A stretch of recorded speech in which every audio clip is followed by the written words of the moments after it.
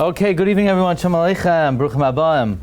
We're continuing our Shiurim on Sefer Shemos, which are dedicated by the Zakheim Mishpacha, by Dr. Zakheim Mishpacha Lei'lui Nishmas, Reb Shlomo, Eliezer ben R Yaakov, Rivka bas Tuvia Halevi, and Reb Dovid ben R Yaakov Tzvi haKohen, Gan Eden Temenuchasam. They should be Militzei Shem for the whole families. R Yaakov Tzvi. The Shiurim of Chodesh Shevat are dedicated by the Israeli family of Great Neck, Lei'lui Nishmas, מאיר ben Dovid, whose Yahrzeit is Ches Shevat, and Yehusha ben Yahrzeit, Tes Shevat. Tonight's Shiur is dedicated by the Shamilzadeh Family in honor of all the attendees of the Shiur. Even though it doesn't say that here, I don't know what happened. It got cut off. But I think I saw it on one of the earlier editions. So, thank you very much. Hashem Shemvarach the Shamilzadeh family with Simchas Hanachas for Teves, Gesund R Yaakov Tzvi. Tonight's Shiur is dedicated by my good friends Rabbi Aryeh and Michelle Jacobson, Lei'lui Nishmas, Rabbi Aryeh's grandmother, Bubby, Mrs. Miriam Jacobson, Miriam Basra, Avraham Yehuda, Zakheim, whose 12th Yahrzeit was today, the 29th day of Teves. Her neshama shabbat aliyah should be a male tziyosher for her whole family. Ad Yaakov Tzvi.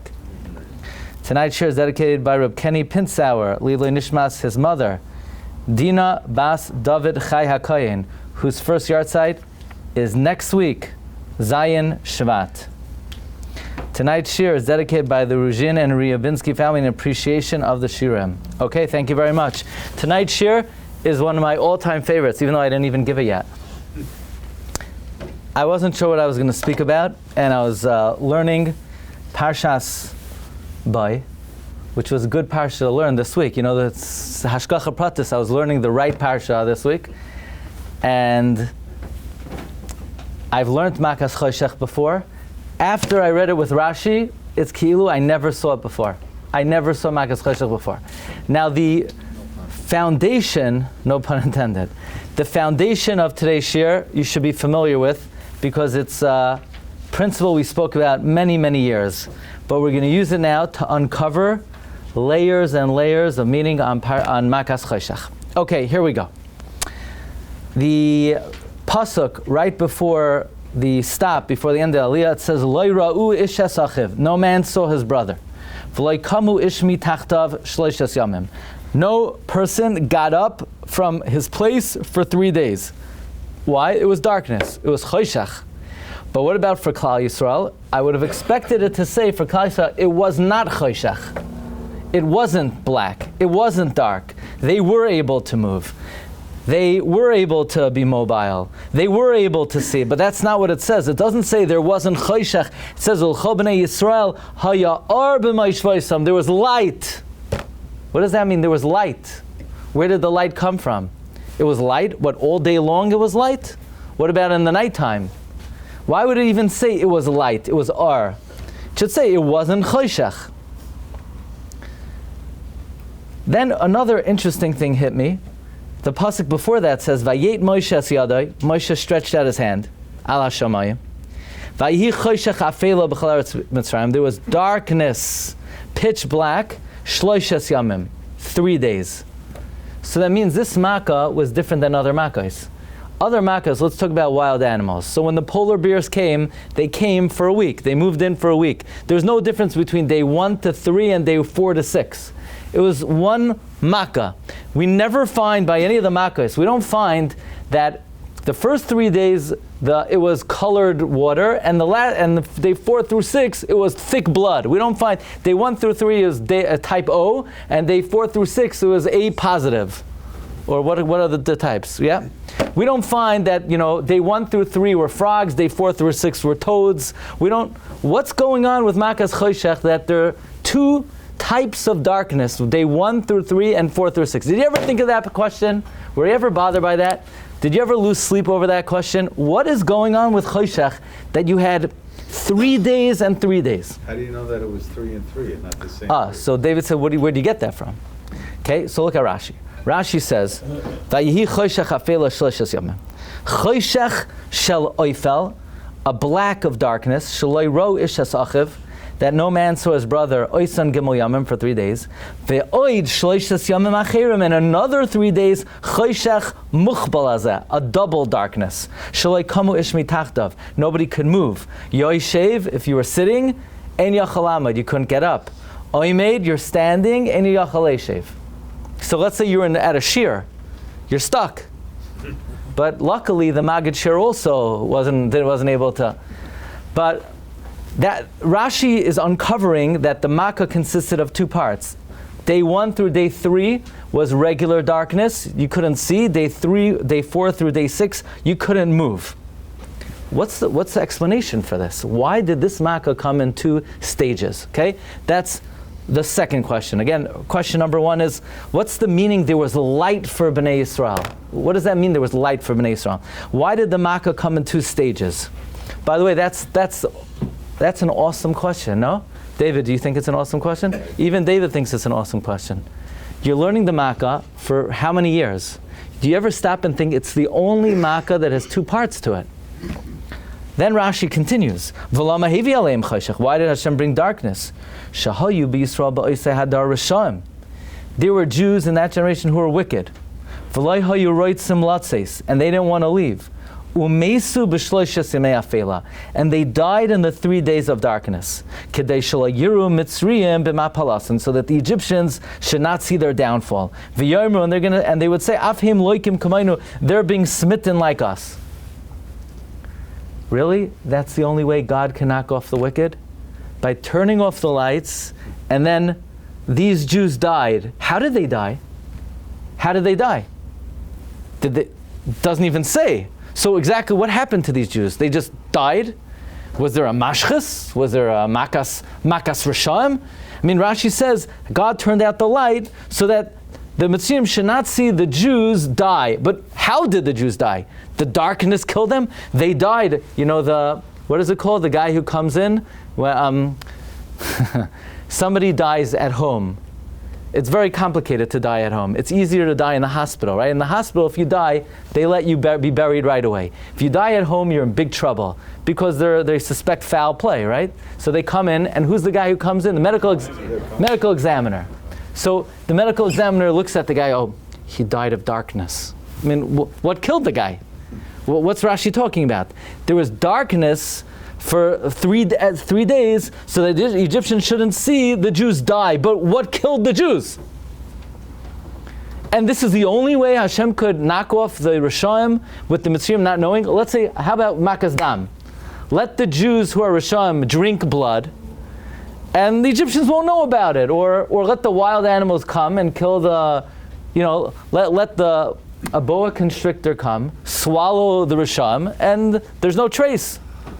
This is the only way that the Rebbeinu Shalom could punish the Rishayim without the Mitzrayim knowing, is by turning out the light. Like, what does Makas Choshech have to do with the Rishayim? So, number 1, what does it mean there was light for the Jewish people? Why is this the only Makkah that had 2 stages to it? 3 days and 3 days. What killed the Jews? And why did the Rishayim have to die during this Makkah? I tell you, I've learned this Makkah before. This is this year. I'm not telling you how old I am. This is not the first time I learned the Parsha with Rashi. Not only that, the whole Hakdama I'm about to tell you, I probably not only learned it before, I've said it over probably dozens and dozens of times, and I never understood Makas Choshech. The heavens opened up this week on Monday morning, and Hashem gave me Matana Taiva. Okay, so what we're going to learn now, the introduction we've learned many times. The approach is original, but take it to the bank. It's good stuff. Okay. The light. What? Yeah, I saw the light. Very good. Right. He won a copy of the French edition of the Haggadah. Okay, here we go. So here's the intro. The intro is very simple. What were the Makkahs? If Hashem wants to punish the Egyptians, there are a lot of ways he could punish them. He can make an earthquake. The earth could open up its mouth, like it swallow all the Egyptians, and the Jews could walk out. It's clean, it's easy, you don't have to get your hands dirty. And in 10 minutes, the Jews could go me'afela l'oira. what's this, the blood, the water turns to blood? I mean, it's like a carnival. It's like the Ringling Brothers and Barnum Circus. I mean, it's ridiculous. What's going on over here? There are frogs everywhere, frogs in Paro's ears, coming out of his nose, in the ovens, in his bowels. I mean, in the kneading bowls, and then the lice and the wild animals. And I like to say, how'd the wild animals get into the house? You know this, my routine already? I once saw in the Haggadah that octopuses came, used the suction cup to suck out the lock, and then the polar bears walked in. Shraga, you never heard that before. It's in one of the Haggadahs, illustrated Haggadahs. And it has a source for that also. I don't remember what it is. Then the pasuk says, Ve'es ha'adam asher himaleha, which means that every animal came with its climate. So it's not like just the gorilla came. The gorilla came with the jungle, with the rainforest. I mean, it's ridiculous. I mean, it's cute for kids, but if you have an enemy and you want to knock off the enemy, just kill him. Well, what's this whole charade? 10 makos. So, the Tzrar Hamar. Well, we'll start with the Psikta, which is not on the sheet. The Psikta said, Hashem created the world with how many statements? HaKadosh Baruch created the world with 10 statements. Ba'asara ma'amaros nivra ha'olam. God created the world with 10 statements. Vayomer, vayomer, vayomer, vayomer. Vayomer Elokim yehi ar. Vayomer Elokim yehi rakia. Vayomer Elokim Tadshei Aretz Deshe, Vayomer Elokim Yikavu Hamayim, and so on and so forth. The Gemara in Rosh Hashanah asks either only 9 statements. The Gemara says Bereshis Nami Mamru. Bereshis is a 10th statement. Actually, all the Achronim ask, even with Bereshis, it's only 9. It's Bereshis plus another 8. And all the Mefarshim discuss what's the 10th. Today we're going to go with the Gra and the Maral. The 10th is Vayomer Elokim Hine Nasati Lachem Eskol Oichel Eskol Eit Zoyrei Azara. Food, supper is served, the creation of food. Okay? So Hashem created the world with 10 statements. The thing is, Paroi did not believe that God created the world with 10 statements. He rejected the notion that the world was created ex nihilo, something from nothing. He rejected the notion that God created the light. He rejected the notion that Hashem created the sky, the firmament. He rejected the notion God created the luminaries. He rejected God's control over water, over air, over land, over earth. Well, what's that place? That restaurant? Land, air, space. People, I don't know. I thought it's like the Museum of Natural History, right? Paro rejected God's control over nature. So Hashem wanted to demonstrate, you don't believe I control water, I'm going to turn the water to blood. You don't believe I control earth, I'm going to turn it to lice. You don't believe I control wind, I'm going to turn it to pestilence. You don't believe I control fire, hail. Each element of creation God had to reaffirm and recreate. So God created the world with 10 statements. Paro rejected them. So what Sefer Shemos is, it's take 2. It's creation again. It's let's try this again. You didn't believe my first version. Now there's no way you could deny it. The Tzar Hamar says, this is very fundamental. Friday night you make Kiddush. You say, Zecher Litzias Mitzrayim. You also say, Zecher Lamase Bereshis. You say, I'm making an announcement now. What I'm about to do, I'm sanctifying the 7th day. It's to do what? To commemorate the creation of the world. And then you say, I'm sanctifying the 7th day to commemorate the Exodus. So, make up your mind. What are you commemorating? You're commemorating Yetzias Mitzrayim, or are you commemorating Ma'aseh Bereshis? The answer is, Yetzias Mitzrayim authenticates and verifies Ma'aseh Bereshis. Okay? So, it would be interesting to identify which Makkah corresponds to which statement of creation. Have you ever heard this part before? I hope you did, because I've spoken about it many times. But so this is like from more than 10 years ago, this principle.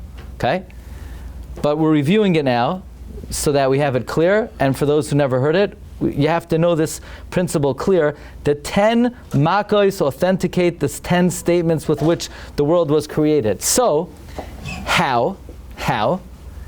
Backward. So, for example, Paroi did not believe in Bereshis, that God controls beginnings That's the first statement of creation. So Hashem demonstrated, really? You don't believe I have control over beginnings?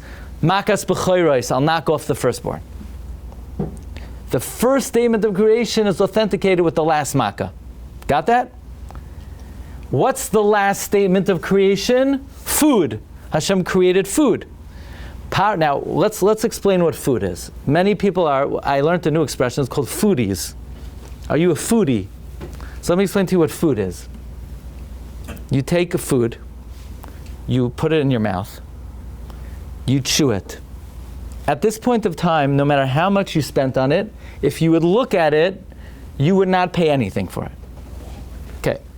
You then mix it with saliva, you ingest, you digest, you then break down the nutrients, and you sustain your body, and you turn the food into blood. That's what happens. Food is turned into blood. So paroi, you don't believe in the last statement of creation that I control food? Makas dam. Okay, so the last statement of creation is authenticated with the first makkah. Now, what do you think the second to last makkah corresponds to? The second to last makkah will correspond to the second statement of creation. Para, you don't believe Vayom Elokim Yehi Or. You don't believe that I created the light. I turned on the light. Okay, I'll turn off the light. Very simple. So, statement number 1, Bereshis, corresponds to the last makkah. Statement number 2, Vayom Elokim Yehi Or, corresponds to Choshech. Statement number 10, the creation of food, corresponds to Dam. The rest of them are not in order. So, Rav David Kohen, the Rosh Yeshiva of Hebron, is the one who says the order is backward, even though the only backward part is the first, second, and last. So I sent him a question. I said, but the rest of it is completely out of order. So how could you say the order is backward? It's, 1 is 10, and 10 is 1, and 2 is 9, but the rest of it is haphazard. And he answered that, and it's published, we put it in the Sefer, that the order is established by the beginning and the end, the bookends. Fine. Now, over the years, we pointed out amazing connections between the Makkah and the corresponding statement of creation. I'll remind you of a couple, but today we're here to do new ones, okay? Some of the simplest ones we learned were, for example, Makas B'choros is introduced with which mitzvah? You have Makkah, Dam, Sfardeya, Kinim, Arov, Dever, Shchin, Barar, Arbe, Choshech, Vayomer Hashem, haKodesh Hazeh Lachem, Rosh Chodashim, Makas B'choros. That Makas B'choros is introduced with haKodesh Hazeh Lachem.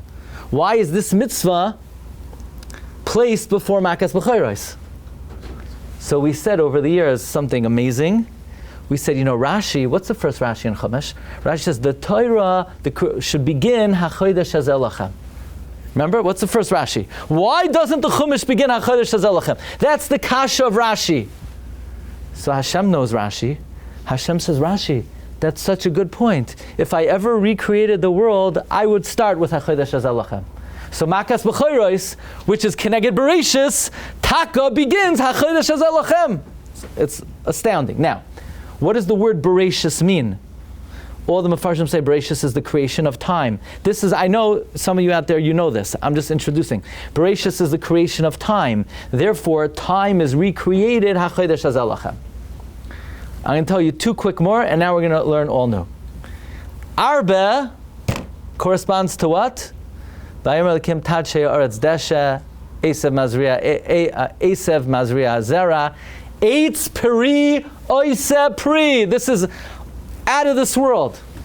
God said, tree, taste like the fruit, right? Eitz Peri Oise Pri. Tree tastes like the fruit. Everybody knows the tree didn't listen. The tree didn't taste like the fruit. Only the tree tasted like tree. Eitz Oise Pri. The tree made fruit, it didn't taste like fruit. Go to Makas Arbe. God tells Moshe, bring the Arbe, and the Arbe will eat the eitz and the pri. And when the Arba came, it says the Arba ate all the fruits. And they didn't listen. It's unbelievable. The same way in creation, God wanted the wood to taste like the fruit, and it didn't listen. The arba didn't listen. That's the diuk of Reb David Kohen. A new idea we had that came after one of the Svarim is barad. This is out of this world, but this is just so to whet your appetite for what we're about to learn. Who remembers what's makas barad? Hail. Rashi says hail was a miracle within a miracle. What was the miracle within a miracle? Fire in the ice. What? And if it would just be ice, let's say basketballs of ice came down. One baseball-sized piece of ice that comes down from Shemayim will make a hole in the whole house and then the car, right? Why do you need fire in it? No, it had to be fire in water. What's the idea that it has to be fire in water? The answer is, what does barad authenticate? Vayar melikim yihi rakia. Let there be a firmament. What's rakia made out of? Rashi says, what's shamayim? Eish umayim. Fire and water. So in order to authenticate, God is capable of creating a miracle, fire and water together. Rebbe Shem repeated that miracle. You ready? So I'm thinking, how come I never thought about makas choshech? What does makas choshech correspond to? Look at number 5. The Maral says, in the final words of number 5, hachoshech hu maka el maimar yehi ar. Wow. The heavens opened up. It's like a flash of lightning. When God created that light, did that light stick around, or did that light not stick around? It didn't stick around. Why not? Because it wasn't going to be good for the Rishonim. God saw it wasn't going to be good for the Rishonim, so he had to take away the light from the Rishonim. He had to weed out the wicked. Rashi says, "Vayar Elokim es ha'ar ki tov." God saw the light was good. Vayavdel Elokim. God separated bein ha'ar ubein ha'choshech. Says Rashi, "Af bazenu tzrichim l'divrei agada ra'uhu she'enoi kedai l'shtamish b'risham." Ribban Shem saw it wasn't good for the wicked to use the light. V'hivdiloi l'tzadikim. So the whole creation of the light was a creation, and then weeding out and separating the wicked. So when Hashem authenticated the creation of the light with darkness, part of that was knocking off the wicked. This has to be the makkah that Hashem, so to speak, knocks off the wicked. Because when Hashem created the light, it's the only part of creation where Hashem said, oh, wait a second. This is not going to be good if the wicked partake of it, so let's change it. We can't have Rishonim here. So Hashem adjusted the light for the wicked. Likewise, this is the only makkah that Hashem adjusted the makkah to knock off the wicked. That's the pshat, right? David is maskim. It's amazing, right? It's incredible. But even though there were no questions. It's incredible. But even though there were no Rishonim at the time Oh, and by the time of creation? Yeah. Hashem saw this would not be good for the wicked. He knew they were coming. He knew they were coming. Okay, so that's the first parallel. Second parallel. I'll tell you, I was a little bit hazy about this point. So it says that Hashem created the R. What does Rashi say? This was what we call the special primordial light, and then Hashem stowed it away for the wicked.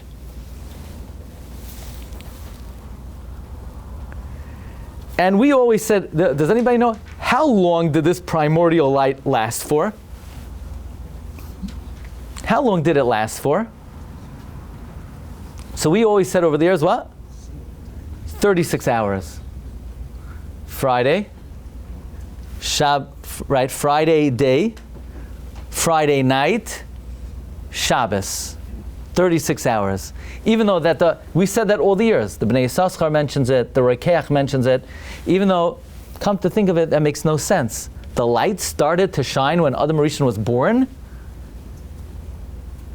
Either the light was created on day 1, or the light was created when Hashem created the sun. What do you mean 36 hours? So it must be, it was around, but man didn't use it. Man only used it for 36 hours. Okay. Does anyone have any idea? When did God hide away the light? How long did this original light of creation last for? I was never sure about this, because if you look in Rashi, there are different gersais. You may have heard, you ever hear, there are Rashis that there's certain words, and you don't even know what the word says, like B'chayrois, Bakurais, Batsurais, Dever. So look at number 8. This is day 4 of creation. Vayomer Elokim, Yehi ma'oros b'rkei hashemah, there should be luminaries in the heavens. Lahavdil bein hayom bein halayla, to separate between the day and the night. What day did God create the luminaries? On day 4. And the luminaries separate between day and night. So Rashi is bothered by Akasha. What do you mean the luminaries separate between day and night? Didn't God create light on day 1 and it just was light? So Rashi says, yeah. The original light of day 1 shone for 7 days straight. And then Hashem put it away. Did you know that? That even though there was day and night in the first 7 days, but it was always light. Who says that? Rashi. Ever hear of Rashi? Rashi says, you know when the sun and the moon separate between day and night? Mishaganaz ha'ar arishain. From when the original light was put away. Aval b'shivas yimei bereshis, but in the 7 days of creation, by the way, you see in parentheses, some are gores 3 days. Shimshu ha'ar v'choshech risham yachad. The light and the darkness serve together. Bein b'yom uvein b'layla. You hear what Rashi's saying? Rashi's saying when God said, "Vayomer Elokim yehi ar," it was light for 7 days straight. The Maral says that the pasuk in Yeshaya supports Rashi. We always say Ka'ar Shivas Hayamim. No, in when do we say? In Kal Mekadesh Shevi. Doesn't there a line over there? Ka'ar Shivas Hayamim. No, it's Wednesday. You have a siddur over here. Ka'ar Shivas Hayamim. And you sing Zmirais? What? It's in Kal Mekadesh, no? Yeah, I think so. I hope so.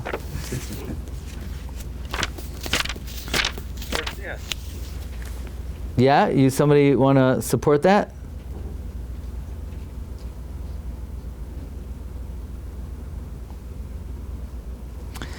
Tzidka sam tatzir ki'ar Shivas Hayamim. That's the end of the song, yeah? All right. So that supports Rashi, that the original light of creation served the world for 7 days, and then it was ganaz. So ask Maral, what? Why was it nignaz after 7 days? Shouldn't it have been nignaz maybe after Adam sinned, or when the sun came out? Like, what's 7 days? So Maral says, what's the reason it was nignaz? Because it wasn't good for Rishaim. Which Rishaim? Adam Arishan, who did the Aveira. So really it should have been put away right after Adam sinned on Friday. But Adam sinned on Friday right before Shabbos. It wouldn't have been covered Shabbos for Hashem to take away the sun then. So Hashem let the original light serve the rest of Friday, Shabbos, and then Motzei Shabbos, Hashem was Goynez, the original light of creation, supported by the pasuk in Yeshaya, Ka'ar Shivas Hayamim. Comes the Ramban, and the Ramban says, I'm not impressed. I'm not impressed, because it says Ka'ar Shivas Hayamim. It's an expression, Ar Shivas Hayamim. The original light served during the first 7 days, but not for all 7 days. During the original 7 days, the original light served, but for how much time? 3 days. So the Ar Agana served 3 days, and then the sun served 3 days. So you had 2 types of light. The Vayomer Elokim Yehi Ar had 2 parts to it, according to the Ramban. It had Vayomer Elokim Yehi Ar, the original light of creation, and then you had the Ma'oros, which also we know the sun has. Where did Hashem hide the Ar Haganos? In the sun. So it means the Vayomer Elokim Yehi Ar had 3 days of pure primordial light, and then 3 days hidden in the sun. So if God ever wanted to do Yehi Ar again, would he do 6 straight days of Ar? Or would he probably break it down into 2 different segments of light? I'm guessing it could be, to keep things a little bit parallel, maybe if we were doing a Makas Choshech and we wanted to replicate and authenticate Yehiar, maybe we would do, let's say, 3 days of darkness to correspond to like the quasi-light of day 4 through 6, and then to correspond to the real blinding primordial light, maybe we would do 3 days of darkness where nobody could move. That's exactly what happened. It's amazing, no? So Makas Choshech is a perfect parallel to the creation of light. So now we have a few things. Number one,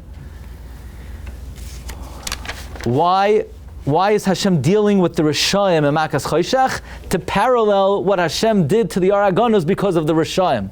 Why is Hashem making Makas Choshech 3 days and 3 days? To parallel the way the light was on day 1 to 3 and 4 to 6, and this fits in specifically according to the Ramban. By the way, even in Rashi, there is a girsa.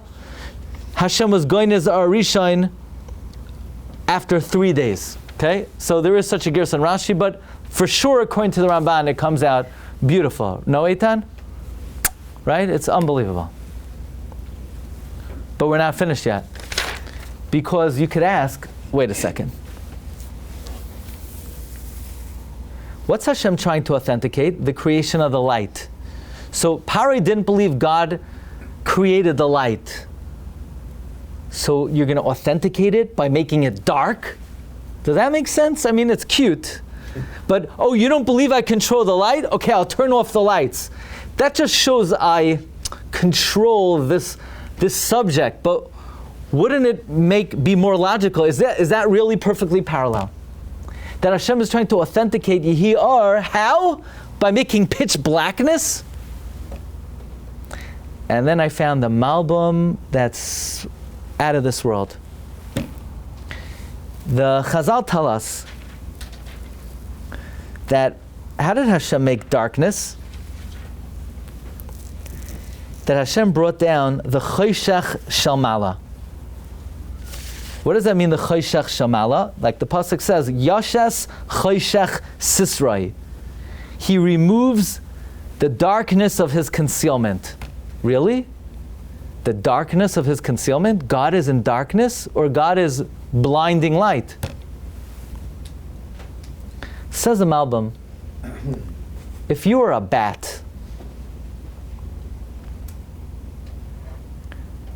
what is the sun to a bat?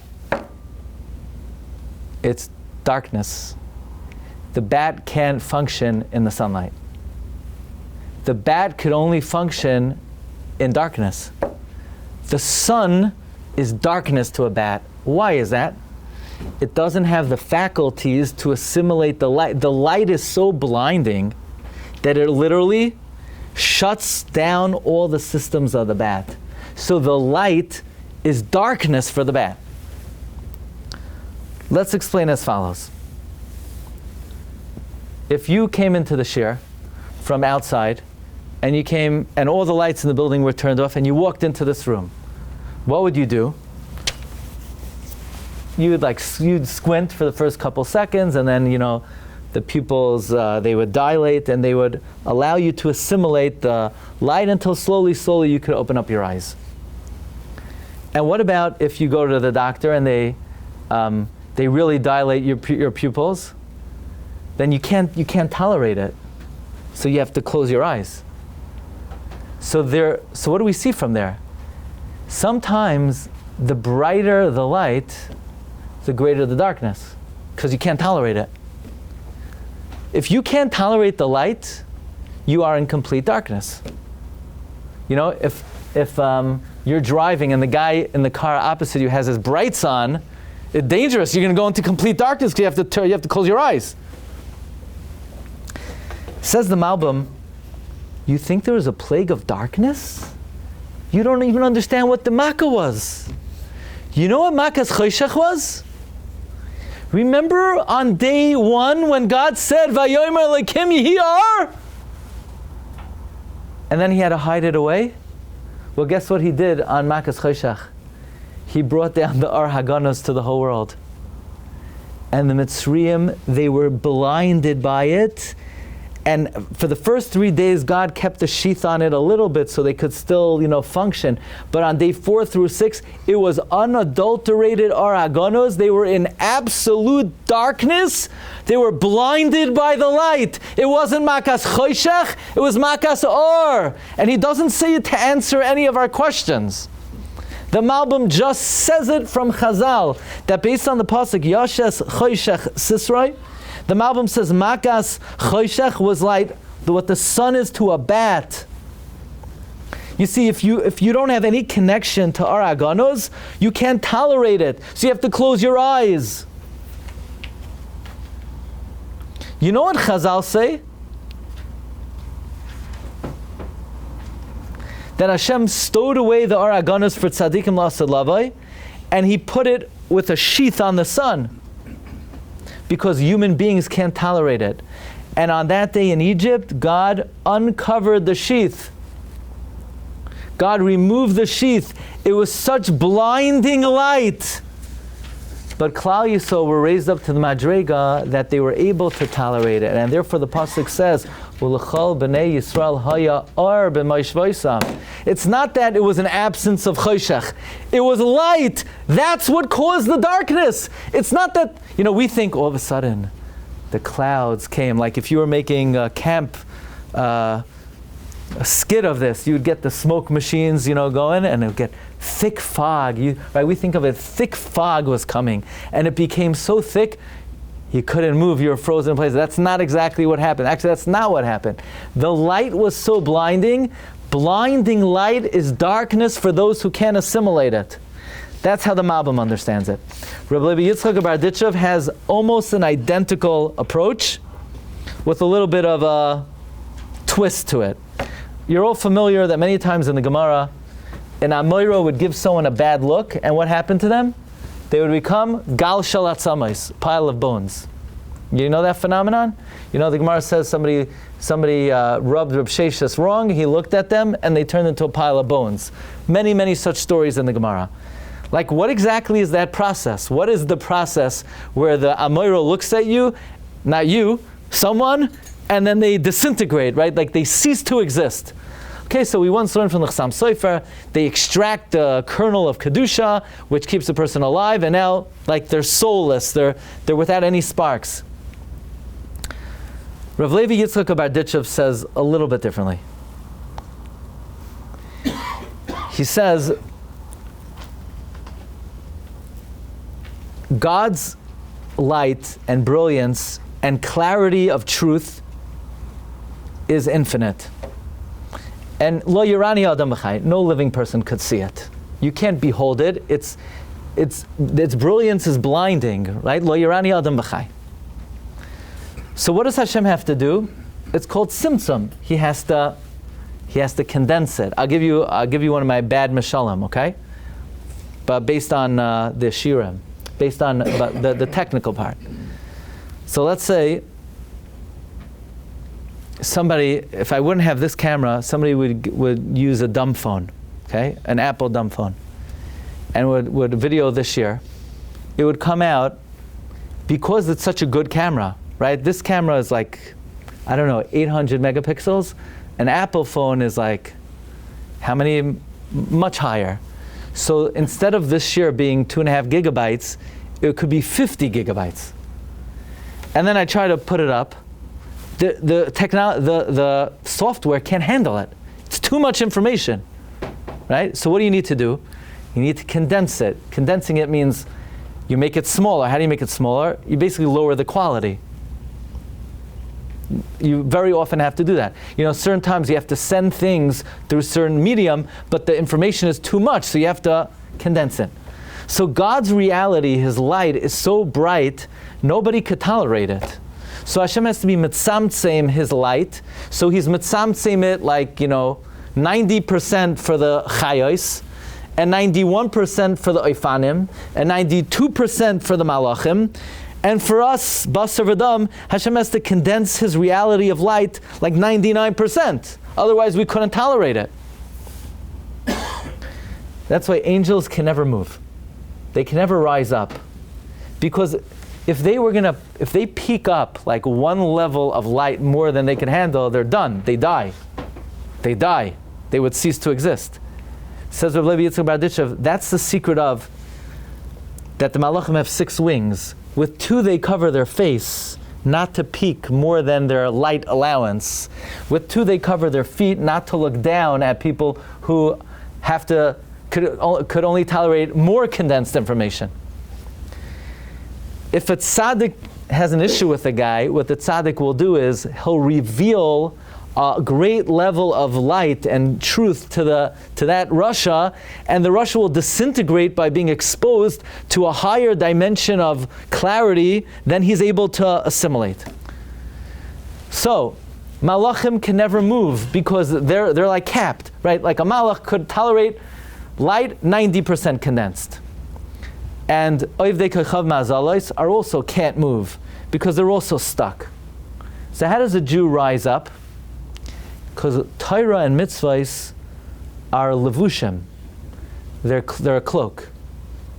So you can't tolerate light, but if you have sunglasses, you could tolerate it. So Torah and mitzvahs are not sunglasses, they're like a spacesuit, How do the astronauts get closer to the ozone layer or the sun? They're wearing a spacesuit. Every time you do a mitzvah, every time you learn, you cloak yourself with levushim, you're able to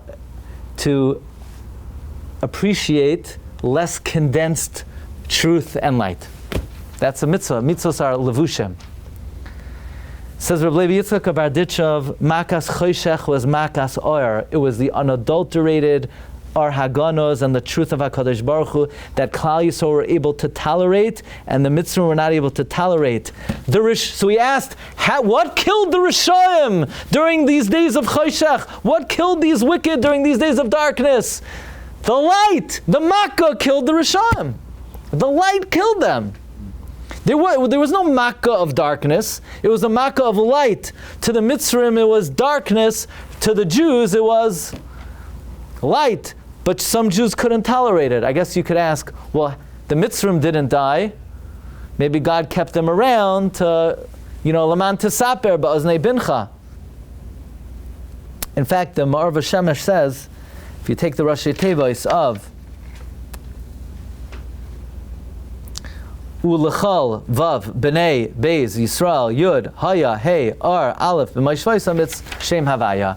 The light, Ulechal b'nei Yisrael haya arba ma'ishvaisam. 6 plus 2 plus 10 plus 5 plus 1 plus 2 is 26. The light was the light of the reality of HaKadosh Baruch Hu.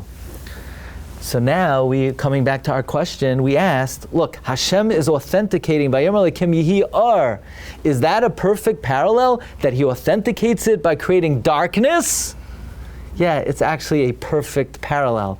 Because God said, you don't believe in the Vayomer Elokim Yehi Ar, that I have this primordial, powerful, blinding light? You don't believe in it? Oh boy, will you believe in it. Look at its power. Look at its sheer. It will completely stop all function on your part. You can't behold the power of this Ar Haganos. So it's not that darkness authenticated light, it was a repeat of the Ar Haganos a second time. Okay, so I think we answered our questions in a very compelling way. What does it mean? What was the light? The light was the Makkah. That was the Ar Haganos. Why was the Makkah? Why did Hashem weed out the Rishayim, Davka Makas Choshech? Because it's a parallel of the second statement of creation, Vayomer Elokim Yehi Ar, where Hashem saw it was not good for the Rishayim, so Hashem stowed it away for the Tzaddikim. Likewise, in the Makkah that authenticates it, Hashem is concerned also that the Rishayim should not participate.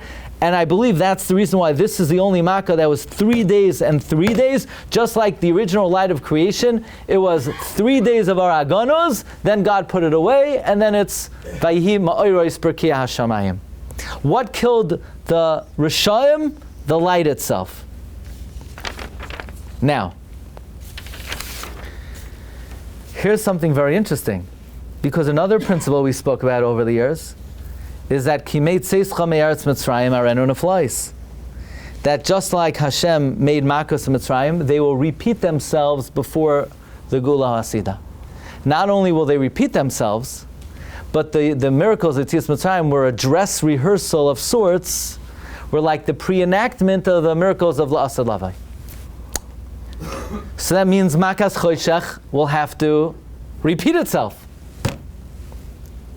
And isn't it amazing? The Gemara in Avodah Zarah says, and yet we don't find, do we find anywhere where Chazal say, in the end of days there's going to be darkness, and the Gemara in Avodah Zarah says, Amr of Shimon Lakish, you're going to like the first part of this. Ein Gehenim la'asad lavai. There's no purgatory. There's no Gehenim. I know what your Rebbe told you. There's no Gehenim. Ella, HaKadosh Baruch Hu moitzi chama min artika. God will take the sun out of its sheath. Umaktir Rishoim nidoinim ba, v'tzadikim misrapim ba. The wicked will be judged. The righteous will be healed. The wicked will be judged, like it says, Ki hine hayoim ba boyar ketanor, v'hayu kol zaydim chaloisei risha kash, and the tzaddikim will be misrapim. D'chsiv v'zar chalachem yerishmi. Not only will they be misrapim, ela shemisadanim, they'll enjoy it. Right? You ever hear the Chassam Sofer says, there's no Gehenim, there's no Gan Eden. It's just Shiur. It's just Shiur. He did it for Yaakov too. What? He did it for Yaakov. Hashem took out the son, Miratika. For Avram? No, for Yaakov, when he had the fight with the Malach. So to heal his Gid. The Gid. I mean he healed Yaakov. He took the Shemesh out, Miratika, and he healed him. Just as an aside, I wonder if the way to be able to assimilate this light is you need bris milah. So Hashem did it. Maybe that's the merit, because that's Hashem took the cham min artika to Avraham, and what zuchus did Klal Yisrael have in Mitzrayim, even though they didn't do bris milah yet. Okay, we could think about that. So the Gemara says la'asad lavai. There's no Gehenim. It's Hashem unleashes the Ar Haganas, and that Ar Haganas will completely destroy the wicked, and will be a source of great delight for the tzaddikim. So this is an example of Kimei Tzeischa Me'eretz Mitzrayim, Arenu Neflois. Makas Choshech will repeat itself. Where? When? How? The Gemara says, Ein Gehenim la'asad lavai. Ela HaKadosh Baruch Hu moitzi chama min artika. So I saw one very interesting addition on this later today, in a sefer. I think I saw it about 30 years ago in English, and I found it in Lashon Kodesh. I don't think I ever quoted this author before. It's in a sefer Pirkei Machshava of Rabbi Azriel Tauber, and he has a very interesting idea based on the Malbim. He says, think about what happened in Mitzrayim. It wasn't Makas Choshech, it was Makas Or. But the brilliant light of the Ar Haganos blinded and darkened the Mitzrayim like a bat. Now we know, La'asad Lavai, all these miracles will play out again. So if I were to ask you,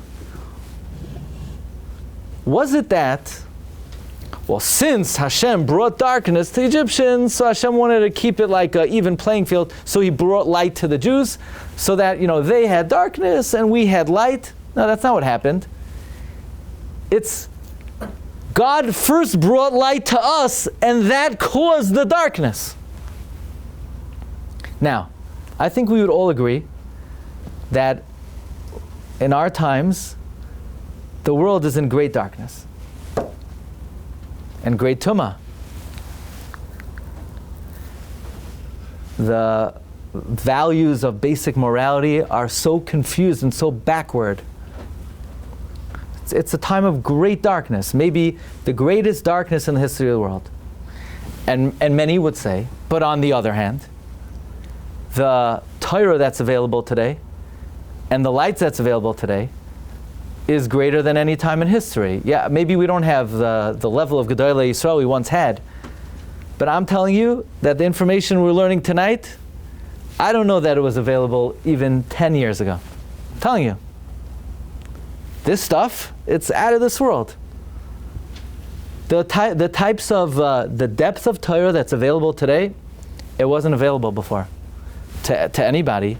The Sfarim that today open up the Torah on tremendous dimensions, the light is getting greater, there's no question.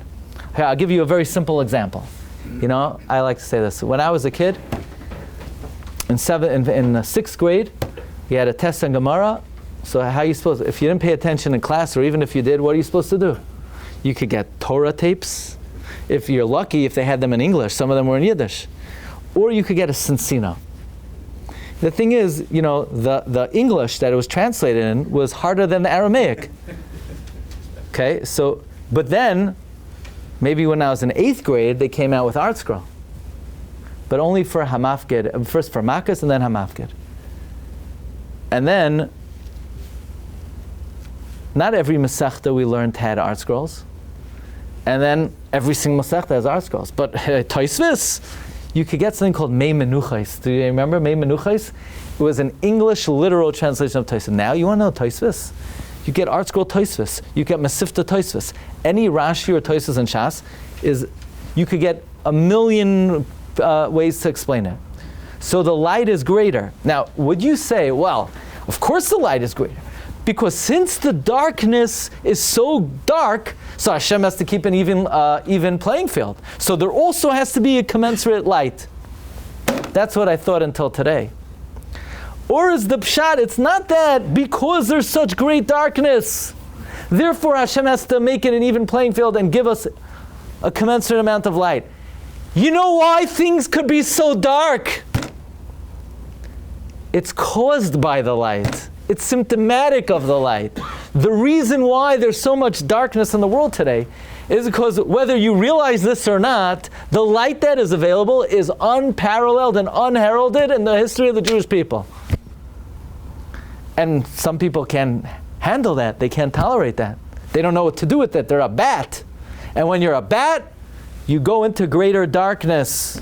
So the darkness, you know, we always thought, oh, you know why there's so much light? Hashem has to encourage us and strengthen us. Yes, that's probably true also. But is there an element, and this is what I think Rabbi Tauber is saying, not completely, I may have taken it a little bit further, but I think based on what we're learning, there's a very compelling understanding over here that the darkness of the world is because as we're getting closer to that finish line and the Ar HaGanuz is being revealed more and more and more, you got to be prepared for it, because if you're not prepared for it, it could throw you into the greatest darkness ever. Right, that's what they say, that before Mashiach it's going to be the darkest before. So, but the darkness is not Hashem makes it dark, but He also gives us an opportunity to have light as well, just so that the light is coming, and as things get lighter and lighter, either prepare for it, or the natural consequences is what happened. Vayet Moshe es yadeh al shamayim vayihi choshech afela b'chol eretz Mitzrayim lo'iro ish esachiv. That's our generation. Lo'iro ish esachiv v'lo kamu ish mitachtav. Could we not say about our times? You could go to people, they can't see in front of them black and white. There are people in this world today, they can't see right from wrong if it hit them over the head. You know why? Because the Rebbeinu Shalom is showering His chesed on Klal Yisrael, because Ulachol B'nei Yisrael Haya Ar B'May Rabbi Yisai, have a wonderful night. Shkoyach.